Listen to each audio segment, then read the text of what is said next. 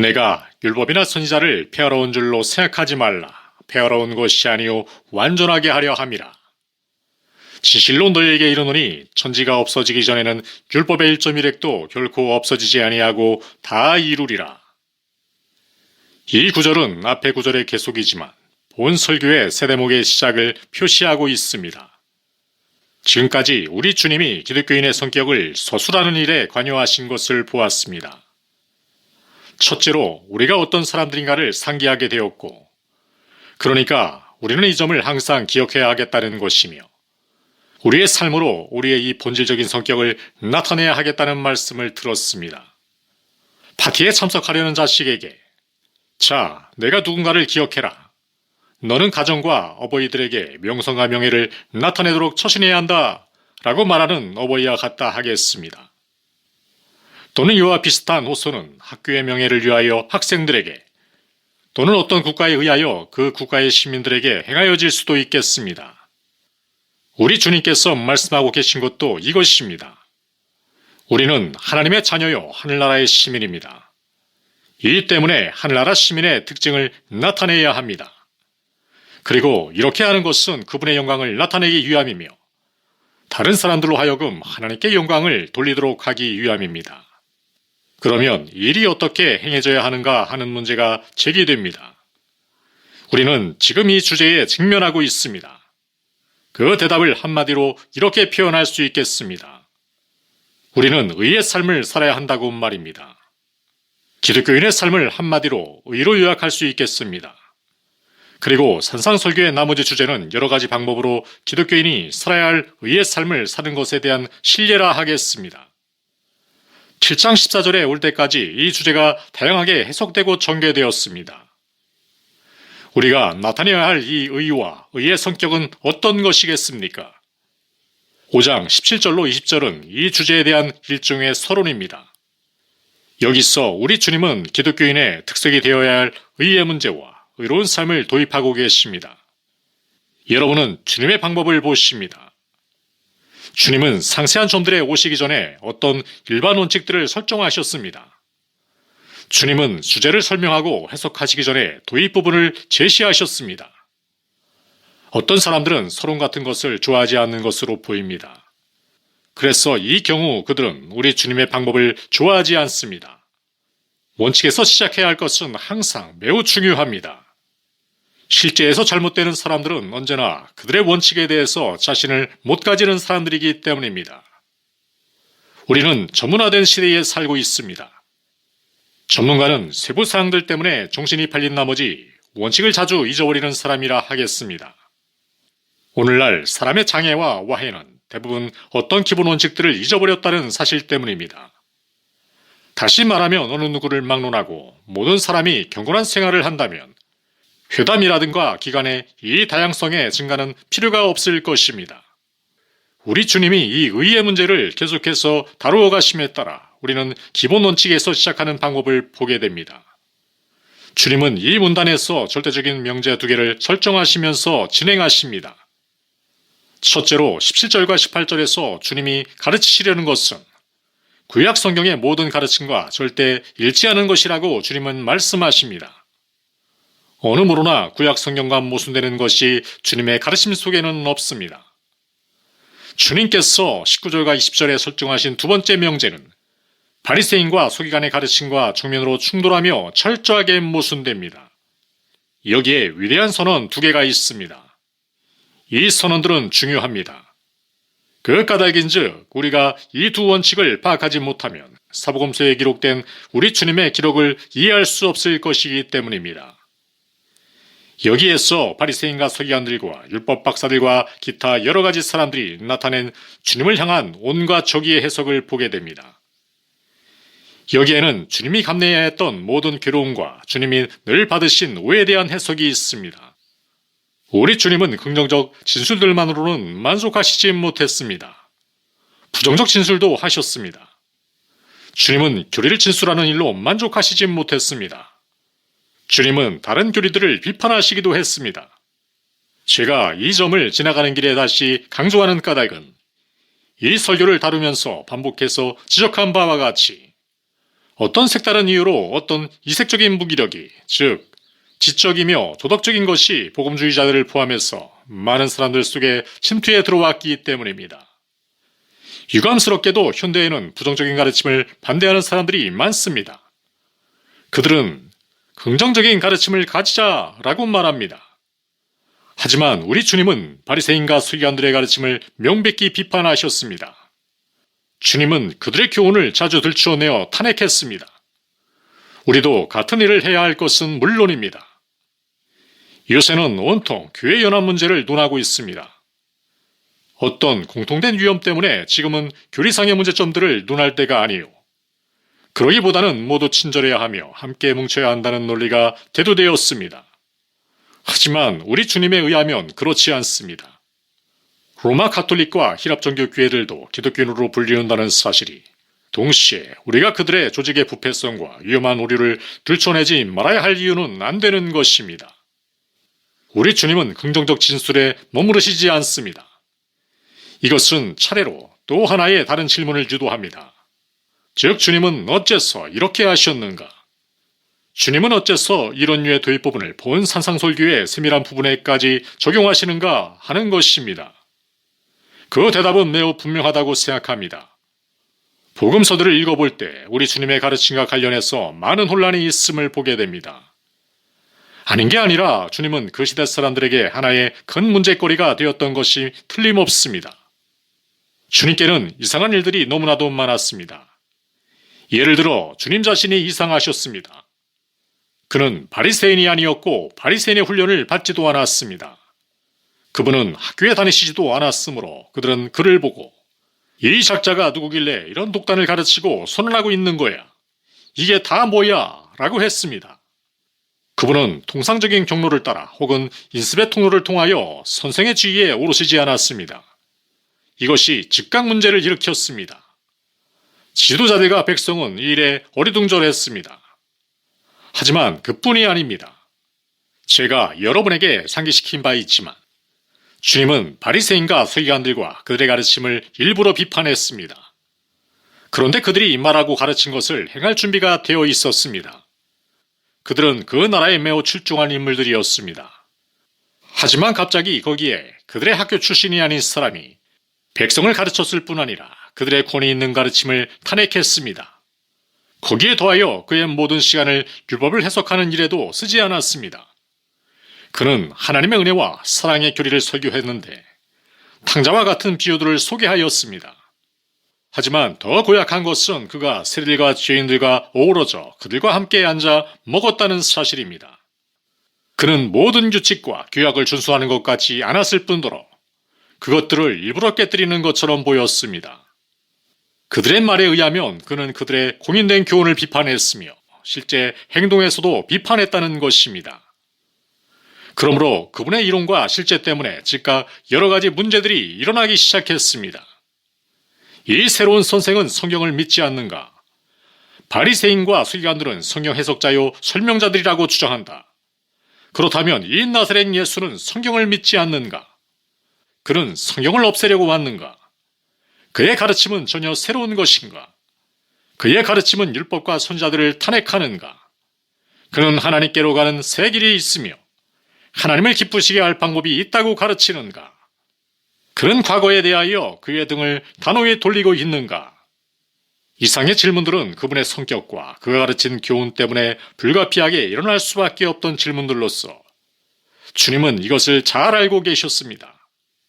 그러므로 여기 상세한 가르침의 도입 부분에서 그분은 미리 앞질러 비판에 직면하였습니다.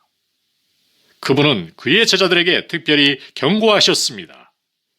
까닭인즉 제자들이 매우 듣고 싶어 했던 백성들의 이야기 내용과 비평 때문에 당황하고 그것으로 영향을 받아서는 안 되기 때문이었습니다. 주님은 이 두 기본 명제를 설정하여 그들의 마음과 전망을 위해 미리 대비해 주셨습니다. 우리 주님은 이미 그들이 어떤 사람들이어야 하며 어떤 유의 의를 나타내어야 하는가를 대체로 그들에게 말씀드린 바 있습니다. 그런데 그분이 여기서 상세하고 특별한 질문에 오시게 됨에 따라 제자들이 배경 전체를 이해해 주기를 바랐습니다. 제가 이것에 주의를 집중하는 까닭은 이론적 관점에서이거나 우리가 해석해야 할 본 산상설교의 세 대목이 되기 때문만이 아닙니다. 제가 이렇게 하는 까닭은 이것이 어느 모로나 기독교인의 삶에 관련되고 있는 우리 모두를 위한 절박하고 실제적인 질문이 되기 때문입니다. 이 질문은 시대에 뒤진 캐캐 묵은 질문이 아닙니다. 이것은 매우 현대적인 문제가 되고 있습니다. 이 질문은 이론적인 질문이 아닙니다. 바로 이 문제로 해서 여전히 공경에 처해 있는 사람들이 많기 때문입니다. 율법과 주님의 관계로 인한 문제 때문에 그리스도와 그의 구원의 길에 실족하여 넘어지는 사람들이 있습니다. 그러므로 저는 이 문제가 사활로 중요한 문제가 되고 있다고 말씀드립니다. 사실 지금 고찰하고 있는 본절은 이 문제를 감소시키고 있는 것이 아니라 사실상 가중시키고 있다고 말하는 사람들이 있는 것입니다. 이 문제와 관련해서 두 가지 난제가 제기됩니다. 즉, 우리 주님이 하신 모든 것은 율법의 교훈을 계속하는 것이었다고 믿는 학파가 있습니다. 이 학파가 지금에는 1930년대처럼 그리 인기가 없긴 해도 이 학파를 알고 계신 분이 있을 것입니다. 그 추종자들은 사복음서들과 신약의 서신들 사이에 큰 차이가 있다고 말합니다. 복음서들은 고대 율법에 대한 매우 훌륭한 해석이 외에 아무것도 아니며 나사렛 예수는 율법 선생에 지나지 않는다는 것입니다. 그들은 계속해서 말하기를 소위 기독교의 진짜 창시자는 그 모든 교리와 율법주의와 함께 사도 바울로 알려진 사람이었다. 사복음서는 율법, 곧 윤리적 가르침과 도덕적 교훈 이외에 아무것도 아니다. 사복음서에는 믿음에 의한 칭의론이나 송화론과 기타 이 같은 교리들이 하나도 없다. 이것은 그의 신학과 함께 사도 바울의 작품이다. 진짜 비극은 예수의 단순하고 영광스러운 복음이 이 사람에 의해 기독교라는 것으로 변한 것인데 기독교는 예수의 종교와 전혀 다르다는 것입니다. 나이 드신 분들은 지난 세기에서 20세기에 들어설 무렵과 그 후 이런 계통, 즉 예수의 종교와 바울의 신앙에 의하여 조작된 몇 가지 저서들을 기억하실 것입니다. 이 책들은 예수와 바울 사이에 큰 차이가 있음을 보여주려고 하였습니다. 이것이 그 한 가지 난제입니다. 두 번째 난제는 첫 번째 난제와 정확히 반대됩니다. 이단들이 거의 변함없이 서로를 처치하는 것을 보노라면 흥미롭습니다. 이 둘째 견해는 그리스도가 율법을 완전히 폐하셨으며 그 대신 은혜를 도입하셨다는 것입니다. 그들은 성경을 인용하여 율법은 모세로 말미암아 주신 것이요 은혜와 진리는 예수 그리스도로 말미암아 온 것이다 라고 말합니다. 그러므로 기독교인들은 율법과 아무 상관이 없다는 것입니다. 성경은 우리가 은혜 아래에 있다고 말하므로 우리가 율법을 입 밖에조차 내어도 안 된다고 말합니다. 여러분은 본서 1장에서 이 논법을 다룬 것을 기억하실 것입니다. 거기서 산상설교가 오늘의 우리와는 아무 상관이 없으며 산상설교를 직접 들은 사람들과만 관계를 가지며 산상설교는 미래의 왕국시대에 유대인들과 관계가 있다고 말한 견해를 생각해 보았습니다.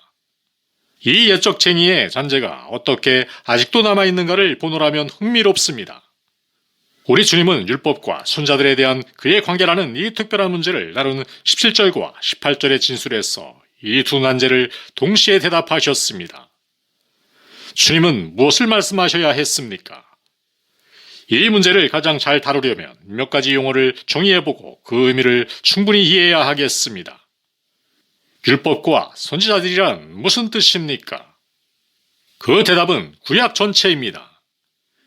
여러분들이 성경의 장절들을 들춰보시면 이 표현이 사용된 곳마다 구약 성경 전체를 포함하고 있음을 발견하실 것입니다. 그런데 이 지점에서 특히 율법이란 무슨 뜻이겠습니까?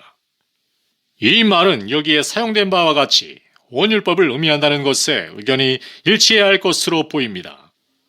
이스라엘 자녀들에게 주신 이 율법은 세 부분으로 구성되어 있었는데 곧 도덕법과 민법과 의식법이었습니다.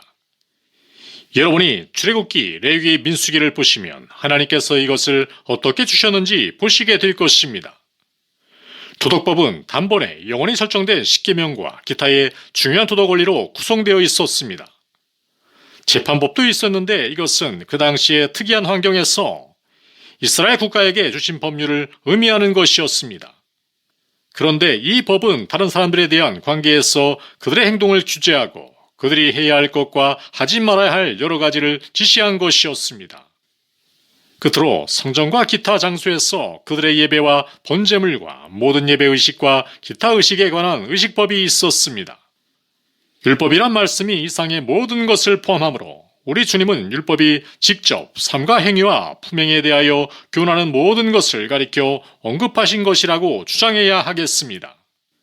하지만 동시에 율법은 여러 가지 모형으로 가르치신 모든 것과 구약 성경에서 그 모형에 관해 주신 다른 체험물과 기타 세밀한 모든 것을 포함한다는 것도 기억해야 합니다. 출애굽기와 레위기는 매우 지겨운 책이라고 말하는 사람들이 있습니다.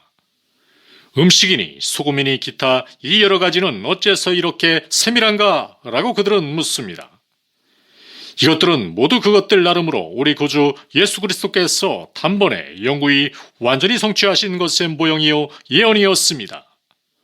그러므로 율법을 말할 때 이것이 모두 포함되어 있음을 기억해야 합니다. 이 몇몇 성경책의 교훈에 적극적이며 직접적 가르침과 삶을 어떻게 살아야 하는가에 대한 명령일 뿐 아니라 이 책들이 앞으로 될 일과 관련해서 암시하고 예언하는 모든 것까지 포함되어 있음을 기억해야 합니다. 그러므로 율법은 율법 전체로 취급되어야 합니다. 우리 주님이 21절에서 계속해서 율법을 말씀하실 때 도덕적 부면에 대해서만 말씀하고 있는 것은 사실입니다. 하지만 여기 일반적 질술에서 주님은 이것을 모두 말씀하고 계시는 것입니다. 선지자들이란 무슨 뜻입니까? 이 용어가 구약 성경의 선지서들을 의미하는 것은 분명합니다. 그리고 여기에 두 가지 면이 있음을 잊어서는 안 됩니다. 선지자들도 실은 율법을 가르쳤으며 율법을 적용하고 해석했습니다. 그들은 이스라엘에게로 가서 그들에게 문제되는 것은 그들이 하나님의 법을 지키지 않는 것이라고 그들에게 말했으며 그들은 주로 백성들로 하여금 율법을 바로 이해하는 길로 이끄는 일에 노력을 기울였습니다. 그들은 이런 목적에서 율법이 다시 읽혀지고 해석되어지게 하였습니다. 하지만 여기에 더하여 그들은 메시아의 도래를 예언했습니다. 그들은 숨은 것을 드러내어 말하는 사람들이었습니다. 하지만 동시에 그들은 예언자들이었습니다. 이제는 완전하게 라는 말씀이 남아 있습니다. 이 용어의 의미를 놓고 많은 혼란이 있었습니다. 그러므로 우리는 이 용어가 완전케 하다나 종결시킨다라는 뜻이 아니라는 점을 기억해야 하겠습니다. 이 용어는 이미 시작된 것에 그 무언가를 추가시킴을 의미하지 않습니다. 이런 해석이 유행되기는 했으나 이 해석은 이 말씀을 전적으로 오해한 것입니다. 구약 성경은 무언가 가르침으로 시작했으며 그 가르침이 오래 계속되었으며 어느 지점까지 계속되었다고 말들을 합니다. 그런데 우리 주님이 오셔서 그 가르침을 한 단계 더 밀고 나가 말하자면 그것을 마무리 짓고 성취하셨다는 것입니다. 하지만 이것은 바른 해석이 아닙니다. 완전케 하다 라는 말의 참뜻은 그것을 완전히 순종한다는 의미에서 완전케 한다는 뜻이요. 문자 그대로 율법과 선지자들이 말하고 진술한 모든 것을 수행한다는 뜻입니다. 이상으로 용어를 정의하고 나서 이제는 우리 주님이 실제로 하시는 말씀이 무엇인가를 살펴봅시다. 저는 이것을 두 가지 원칙의 형식으로 표현하려고 하며 이렇게 하기 위해서 17절보다 18절을 먼저 취급합니다. 이 두 진술은 서로 함께 나오며 가르, 왜냐하면 이라는 말씀으로 연결되어 있습니다.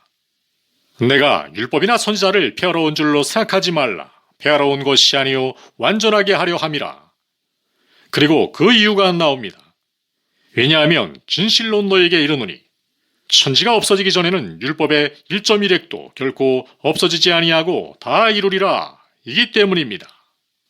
첫째 명제는 하나님의 법은 절대적이며 완전 무결하다는 것입니다.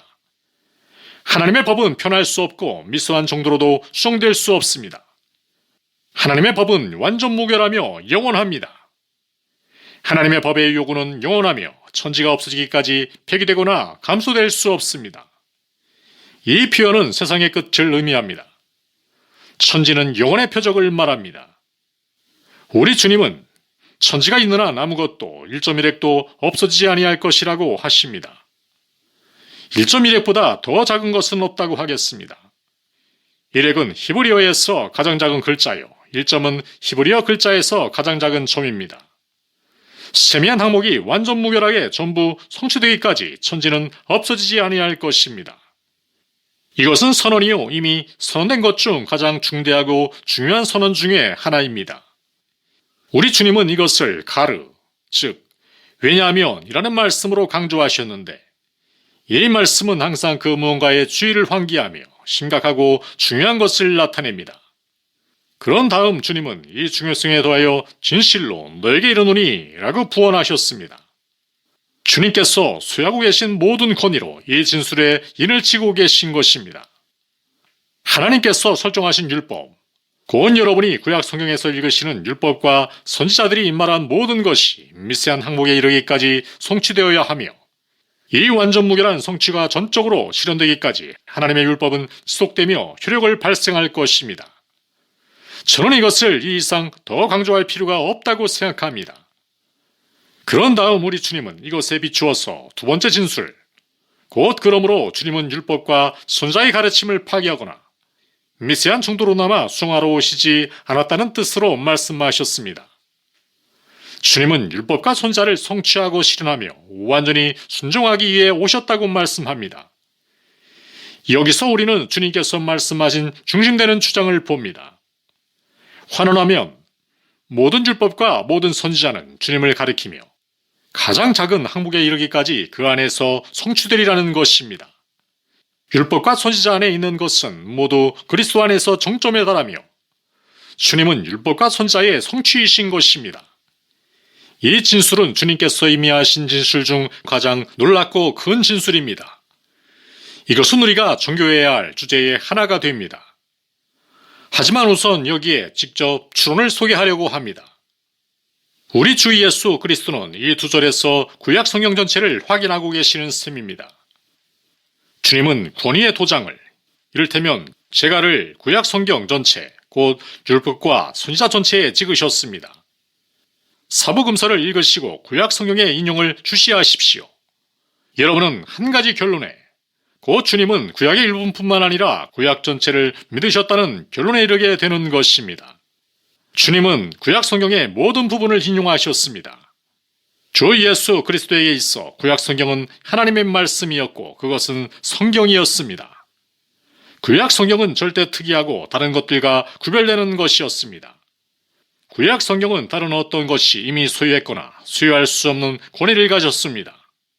그래서 여기에 구약 성경의 권위의 문제에 관한 중요한 진술이 있는 것입니다. 여러분은 주 예수 그리스도를 충분히 믿을 수 있다고 생각하는 것 같으면서도 구약 성경을 거부하는 사람들이 많은 것을 보실 것입니다. 하지만 구약 성경에 대한 우리의 자세의 문제는 불가피하게 주 예수 그리스도에 대한 우리의 태도의 문제를 제기한다는 점을 말씀드려야 하겠습니다.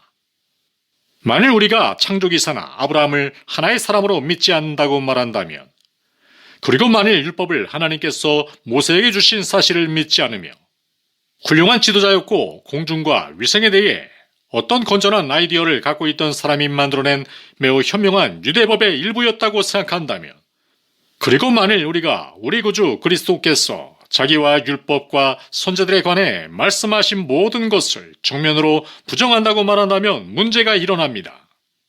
주님에 의하면 구약 성경의 모든 것은 하나님의 말씀입니다. 그뿐이 아닙니다. 구약 성경이 모두 성취되기까지 구약 성경은 효력을 발생하게 되어 있습니다. 모든 점과 획이 의미를 지니고 있습니다. 모든 것이 가장 미세한 항목에 이르기까지 실현될 것입니다.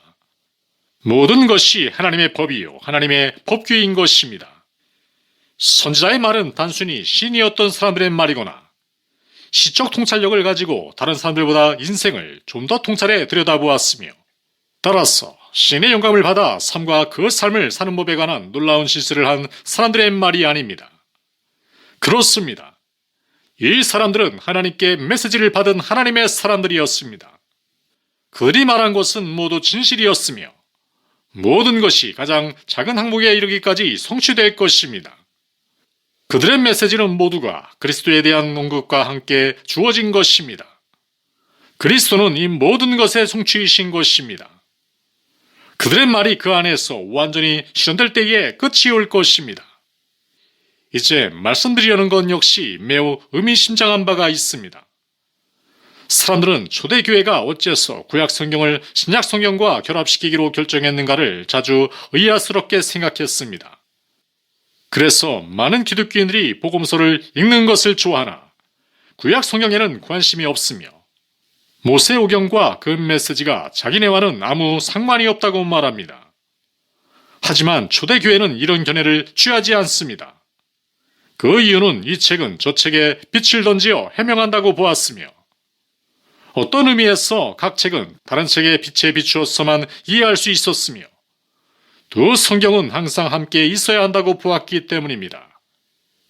위대한 성 어거스틴이 한때 표현한 대로 신약 성경은 구약 성경에 잠재해 있고 구약 성경은 신약 성경에 개방되어 있는 것입니다. 하지만 무엇보다도 여기에 하나님의 아들의 선언이 있습니다. 이 선언에서 그는 자기가 구약 성경, 곧 율법과 선자를 대체하러 오신 것이 아니라고 말씀하십니다. 주님은 이렇게 말씀하시는 셈입니다. 그렇다. 이것은 모두 하나님으로 말미암은 것이다. 나는 이것을 실현하고 성취하러 왔다 라고 말입니다. 주님은 구약 성경 전체를 하나님의 말씀으로 간주했으며 최고의 권위로 생각하셨습니다. 여러분이나 제가 주님을 참으로 따르며 믿는다면 우리도 이와 같이 곧 구약 성경 전체를 하나님의 말씀으로 최고의 권위로 생각해야 합니다. 여러분이 구약 성경의 권위를 문제 삼는 순간 필연적으로 하나님의 아들의 권위도 문제 삼는 것이 되며 그렇게 되면 끝없는 문제거리와 어려움에 빠질 것입니다. 만일 여러분이 그는 그 시대의 인물이요 어떤 점에서 그 시대의 제약을 받고 있었으며 그것 때문에 오류에 빠지기 쉬웠다고 일단 말하게 되면 여러분은 그의 완전하고 절대적이며 특이한 신성에 관한 성경의 교리를 제안하는 것이 되며 따라서 심각한 문제가 제기됩니다. 그러므로 성경에 대해서 어떻게 말하는가를 매우 조심해야 합니다. 주님께서 율법과 선지자와 시편에서 인용하신 구절들을 주시하십시오. 주님은 구약 성경 어디에서나 인용하셨습니다. 주님께 있어 이 인용문들은 항상 하나님의 주신 성경이요. 요한복음 10장 35절에서 말씀하신 대로 성경은 패하지 못하나니 인 것입니다. 구약 성경은 천지가 존속하는 한 미세한 항목에 이르기까지 성취되고 존속되어야 할 하나님의 말씀인 것입니다.